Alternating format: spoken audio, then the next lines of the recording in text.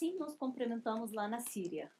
Marhaba é uma palavra aramaica composta por duas partes. Primeiro, mar, que significa Deus, e haba significa amor. Então, marhaba para vocês. Meu nome é Lúcia Luxa. Eu sou da Síria e hoje vim contar uma história de longe para vocês. Eu, como a maioria das pessoas, tinha uma vida normal, tranquila, cheia de lembranças boas e ruins, subidas e descidas, igual todo mundo.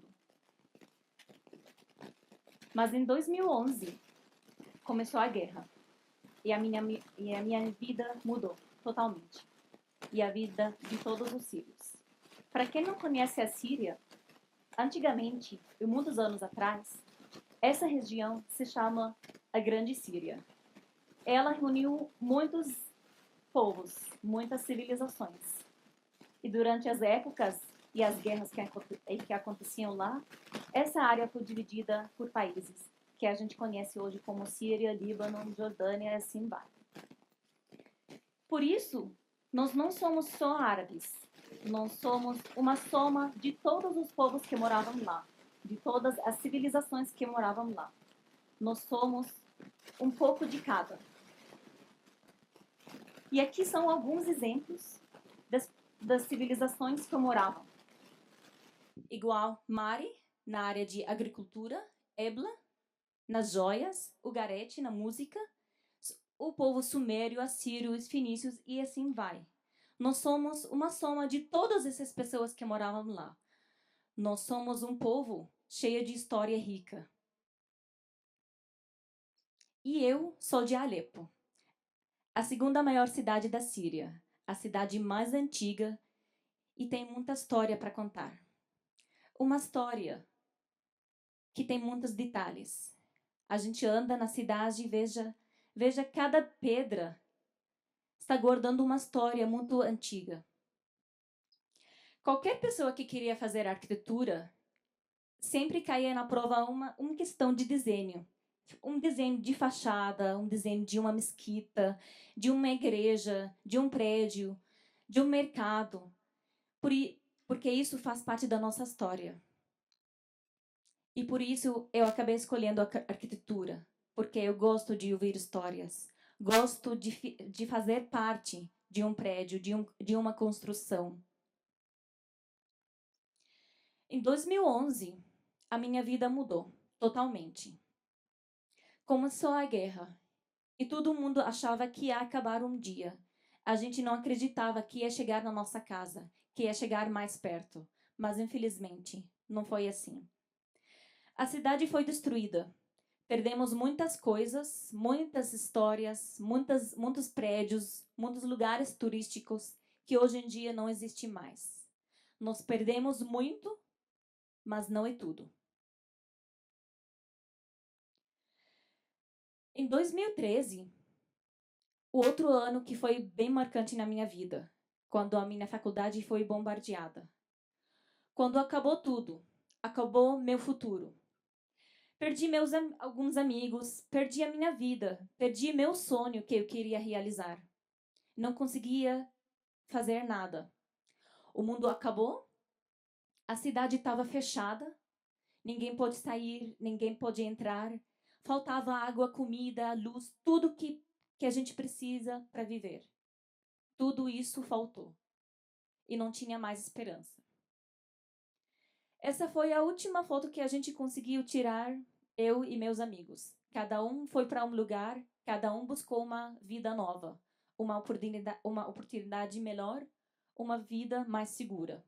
E hoje em dia a gente se comunica nas redes sociais. Quando acabou o meu futuro, em 2013, eu fiquei pensando, o que eu vou fazer agora? Mas sorte meu, eu conheci meu marido e nós decidimos construir a nossa família. Mas embaixo das bombas, com certeza não dá. Por isso nós decidimos fugir para outra cidade, casar e para buscar uma nova vida. Casamos e deu tudo certo, tudo tranquilo. E agora, para onde vamos? Voltar para Alepo, perigoso. Continuar num país que está sendo destruída na tua frente, também perigoso. Começamos a abrir o mapa e pensamos, e agora? Onde vai ser o nosso destino? Para onde vamos? Em 2013, foi bem difícil os países abrir as portas para os refugiados, porque todo mundo queria fugir. Todo mundo queria um lugar mais seguro. E sorte nosso, nós descobrimos que o Brasil estava abrindo as portas. Pedimos um visto de turista lá no Líbano e viemos para cá. Chegamos aqui, pedimos o refúgio. Estamos refugiados agora. Começou um novo capítulo na nossa vida. Novo capítulo cheio de desafios, de lutas, de dificuldades.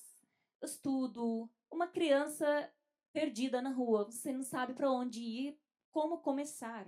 A língua nova, trabalho novo, não sabemos como fazer, como começar. Esse apoio do início da vida é bem, bem importante para qualquer pessoa estrangeira e, inclusive, também refugiado. E para quem não fala a língua, ele precisa trabalhar. E ninguém contrata uma pessoa que não fala português. E agora, como fazemos? Começamos a trabalhar na culinária árabe. Começamos a vender comida para os vizinhos, amigos, participar de feiras, eventos, fazer bazares, para a gente se integrar um pouquinho mais rápido com essa nova vida. Se integrar e fazer amigos. Mas durante todo esse tempo, o sonho de estudar e continuar estudando nunca sumiu na minha cabeça. Queria muito estudar. Eu parei no 3º ano, eu queria continuar meu curso de arquitetura.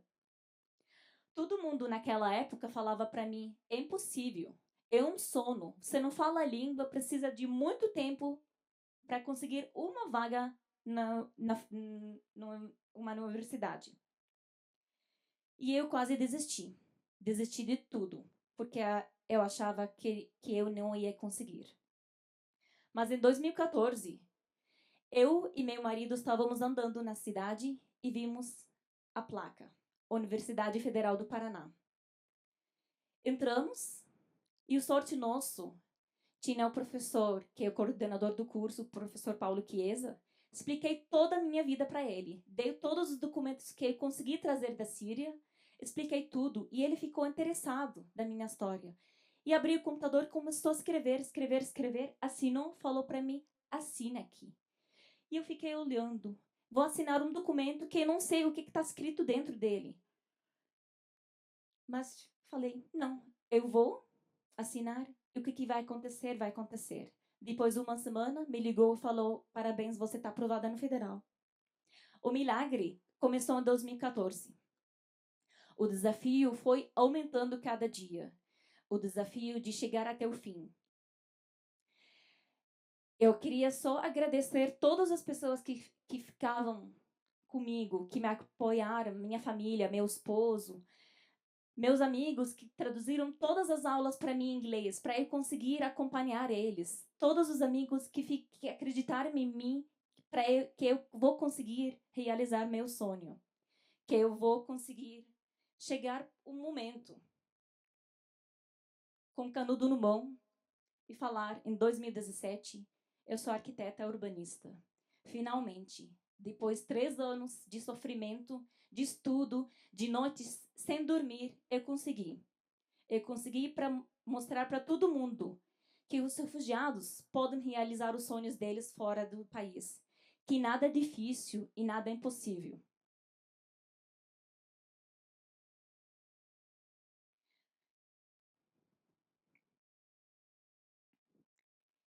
E para trazer um tema que tem muito a ver com minha história, eu fiz um centro de acolhimento para os refugiados em Curitiba. Um centro que acolhe todos os refugiados, dá o primeiro apoio na documentação, na moradia, em tudo. E eu chamei ele de Juri. Juri é um tipo de flor muito famoso lá na Síria. A gente sempre acostumava plantar elas nas nossas casas. Esse centro recebeu também a arquitetura síria. um pátio interno, alguns elementos nas fachadas. Eu queria trazer muito a minha alma nesse centro. E trazer a arquitetura e a culinária não são suficiente para mim. Nós também trouxemos a nossa alma síria. A nossa banda, Trio Alma Síria. Meu marido, Abed, toca alaud. Minha cunhada, Miriam, toca qanun. E eu canto. Nós sempre acreditamos que a nossa história é bem rica. E a nossa responsabilidade sempre é transmitir ela para o mundo inteiro. Levar a som das músicas árabes antigas, tradicionais, para que todo mundo conheça a nossa realidade. Todo mundo conhece a história da Síria. E eu sempre falo que nada é difícil nessa vida. Nós temos que acreditar no nosso poder interno, na nossa potência. Que onde nós estejamos nessa terra, nós podemos mudar o mundo. Nós podemos vencer e realizar nossos sonhos. E sempre, para mudar o seu futuro, basta lutar por aquele que você gosta, por aquele que você ama.